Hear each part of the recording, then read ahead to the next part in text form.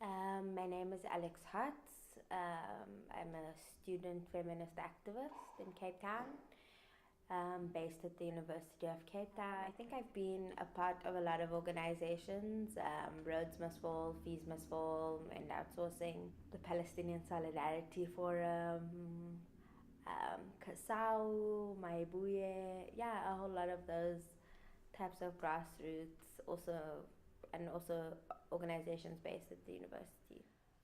UCT, the University of Cape Town, has always had a reputation of being a liberal, white university that's been relatively progressive. That's, that people at the university have protested against apartheid, etc., and would then be different to universities um, that that it, at its core was white supremacist, Afrikaner nationalist, like the University of Stellenbosch or the University of Pretoria or the University of Free State. UCT, I think, because it's seen as this white liberal university, the violence of racism is actually incredibly visceral and palatable in like a very different way. So UCT loves to debate. So everything is up for debate. Like, let's protect academic freedom.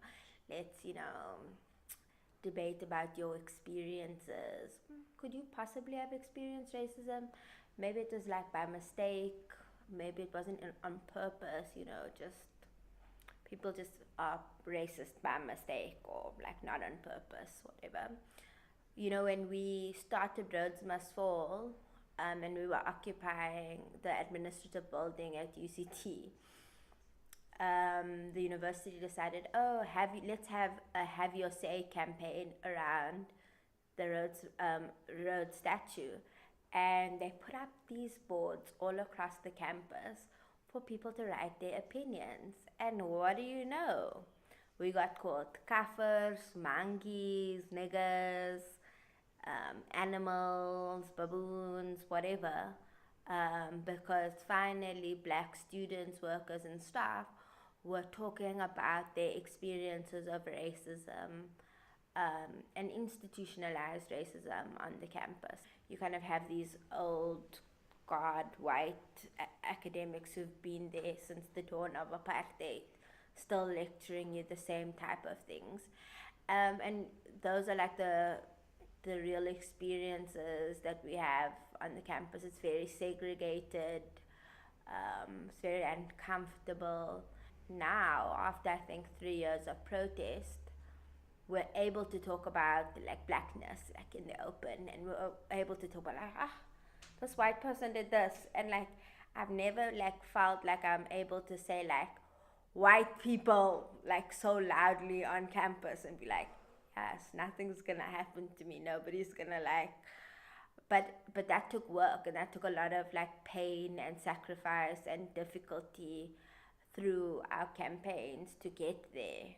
We, as Roads Must Fall and as Fees Must Fall, were definitely not the first movement or the last movement to speak about decolonization and intersectionality. So we adopted three ideological pillars. That was Black radical feminism through intersectionality, Black consciousness, and Pan-Africanism. What was really important is that we were speaking about the new political dispensation, or the current political dispensation in this country, and how not much has changed for the black majority in this country post 1994. I mean, structural oppression, structural violence in terms of poverty and inequality has increased in this country. We'll continue to be dehumanized and discriminated against. Many of the promises that were made by the liberation movement around what South Africa would look like once the formal apartheid had come to an end has not materialized for the majority of people in this country. So I think the Trump presidency in South Africa has come at a time where we're going through our own political crisis in this country and dealing with our own issues of our own president. And so there was a lot of following of what was happening in the United States in the election of President Trump, because we understand that what happens in the United States of America impacts the world. So a lot of people in this country felt that, if Trump was elected, it would be a good way to radicalize young people or people in the United States to kind of challenge, white supremacist, patriarchal, capitalist, ableist system, right?